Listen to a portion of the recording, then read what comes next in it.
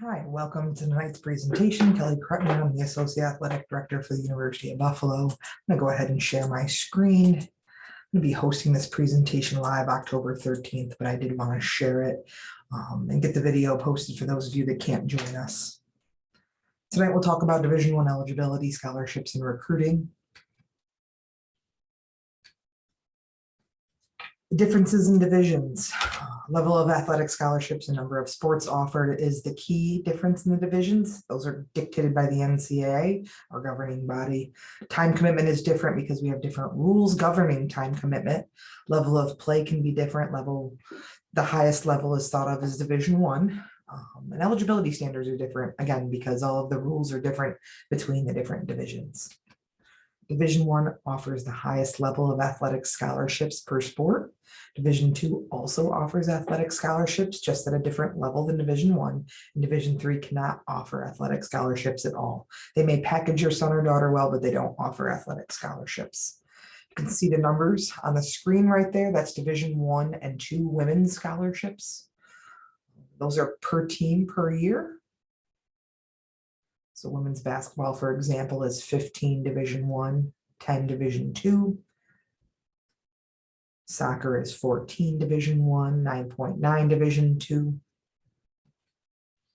Then you can see the numbers on the men's side. And this is something that if you wanted to pull up at home, you can just Google these and pop right up. Division I, men's basketball 13, Division II, 10.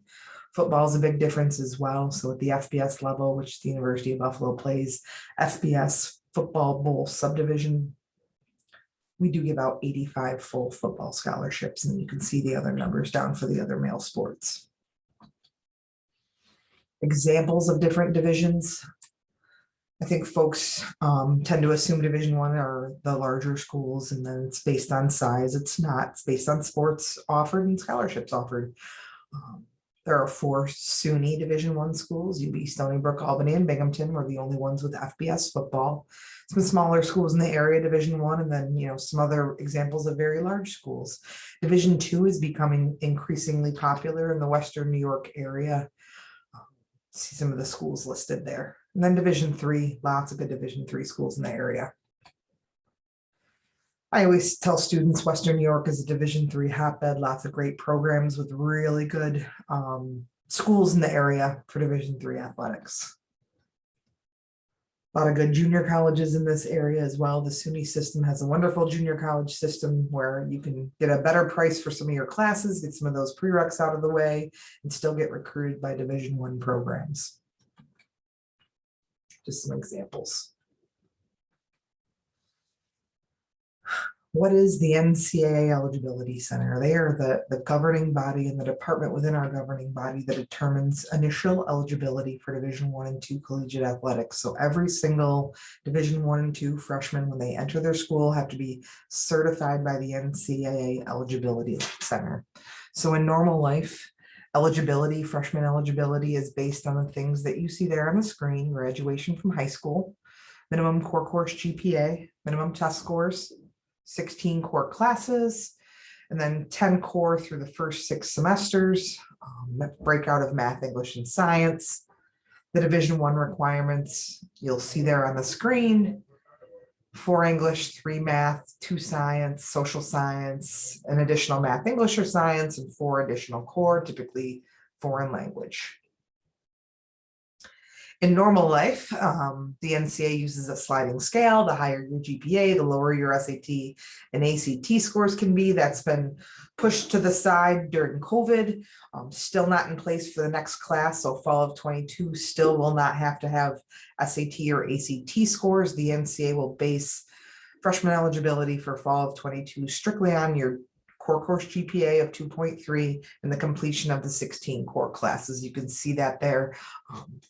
This middle top box.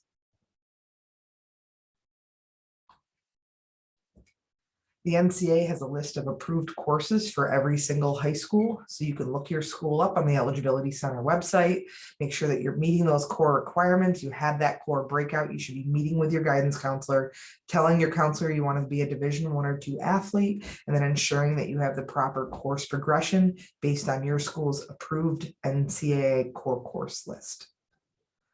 Most students in New York getting New York State Regents diplomas will not have any issue with the core breakout.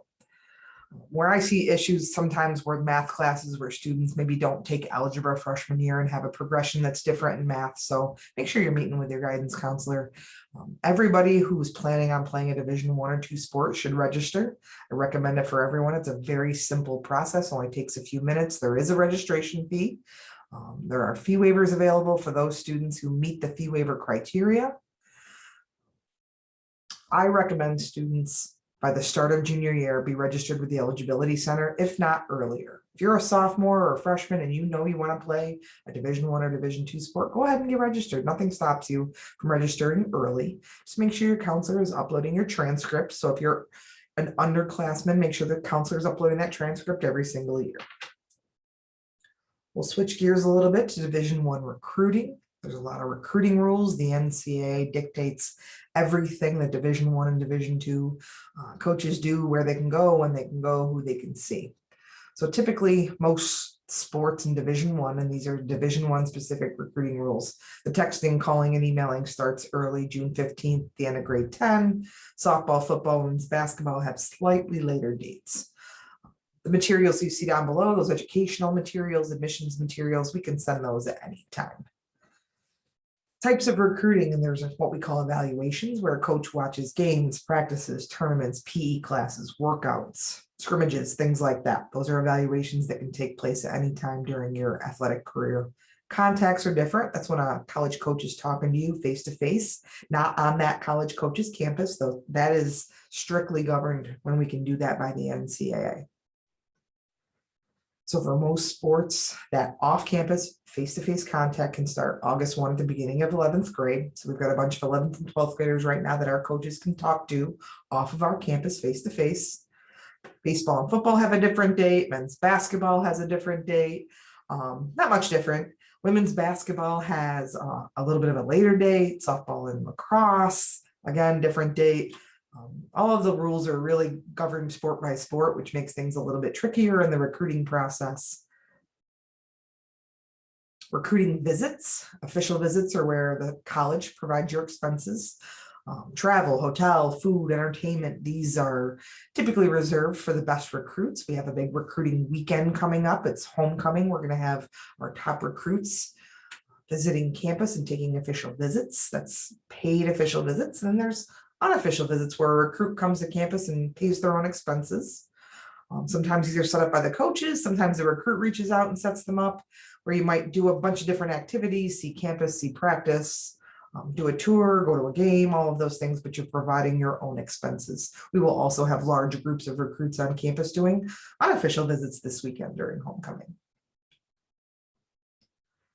Permissible dates for these types of visits, unofficial visits. For most sports, it's August 1 junior year. Football and women's basketball can do these unofficial visits at any time. Men's basketball has a later date. They want to start in 10th grade. Softball does junior year, along with baseball and lacrosse, and then ice hockey has their own separate date. Really hard to monitor when the sports have all different dates. So official visits, those paid visits, we're providing expenses for our best recruits to come to campus. Those are the dates you see there. Most sports, again, it's August 1 junior year. Other sports, slightly different dates of when those paid official visits can start. Recruiting tips. Our coaches are out there looking for the best, the brightest students that will succeed at our institution.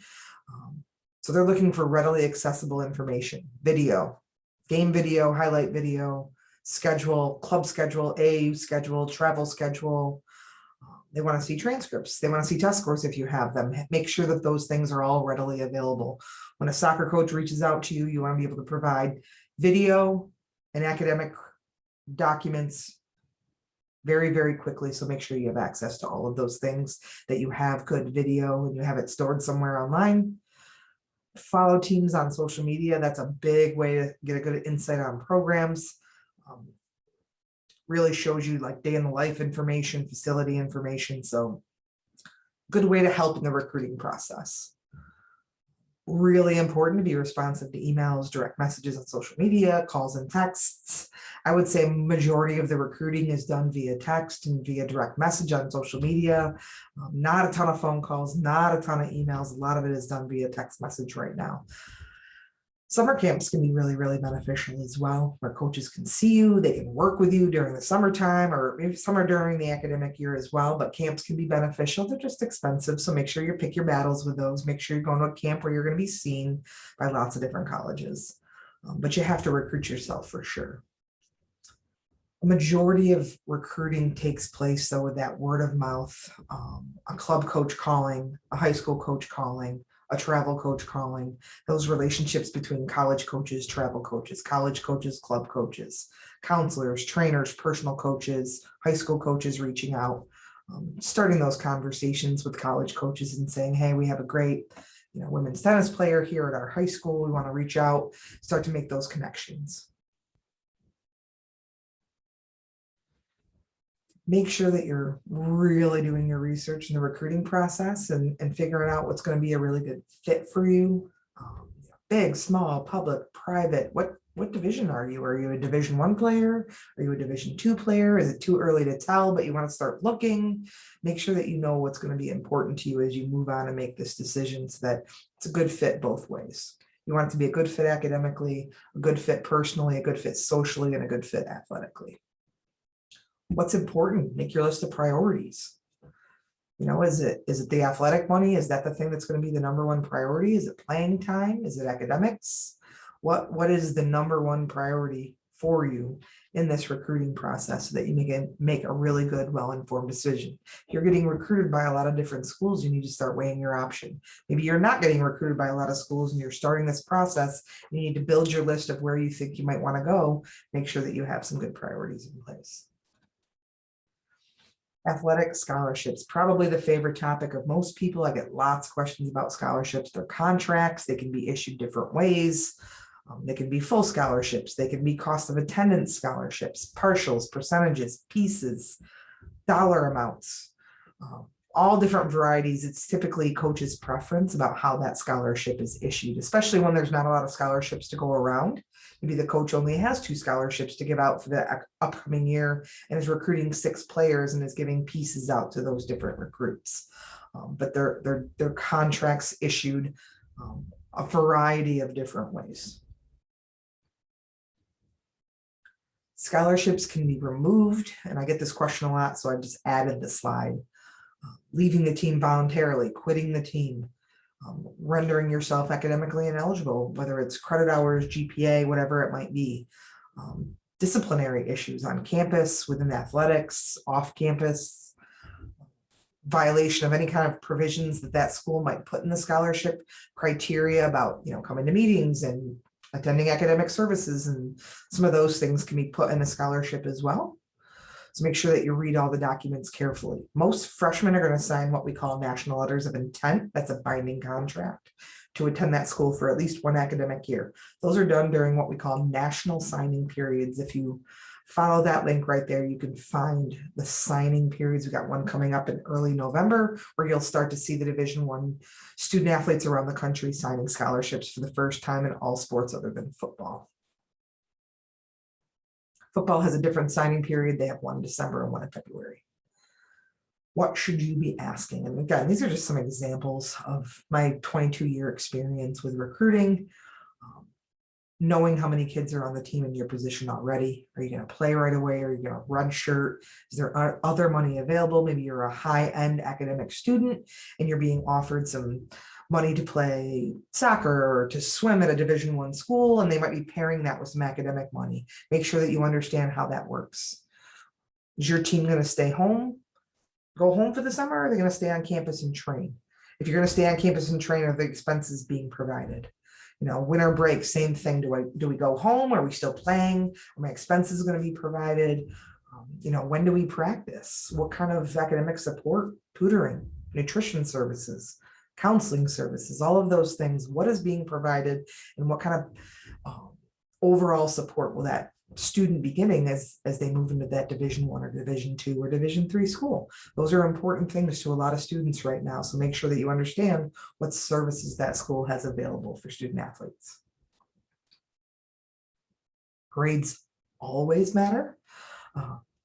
Don't rely on the coach to get you admitted to any school. It typically does not happen that way. Make sure you're aware of what the admissions deadlines are, the admissions criteria.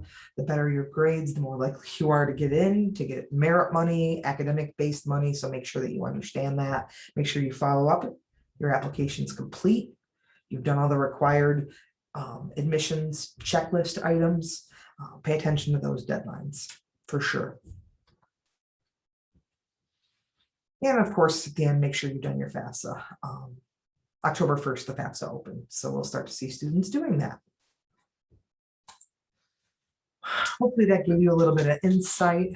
I know I kind of went through that quickly. We'll be doing a live version October 13th for you to ask questions and to dialogue with me regarding all of those criteria. The NCAA has really simplified the initial eligibility requirements during COVID. We did have a long duration where our coaches couldn't recruit off campus or on campus during COVID. That stopped. We reopened recruiting June 1st. So I think a lot of student athletes feel like they're a little bit behind in the recruiting process. Now's the perfect time to get caught up. Put yourself back out there, make sure coaches can see you, make sure they understand where your video is, what kind of student you are. You're making those connections with your club and your travel and your high school coaches, and they're vouching for you. They're calling on your behalf and starting to reach out to college coaches in whatever division is a good fit for you, whatever division you'd be successful at. So make sure that you are starting that process. You're having those conversations with your counselor, your coaches, your family, so that you can find a good fit and get yourself out there and play college level, athletics, whether it's Division III, whether it's junior college, doesn't matter. You can have just an amazing, wonderful experience at any division. So best of luck. Hopefully we'll see some of you October 13th. Thank you.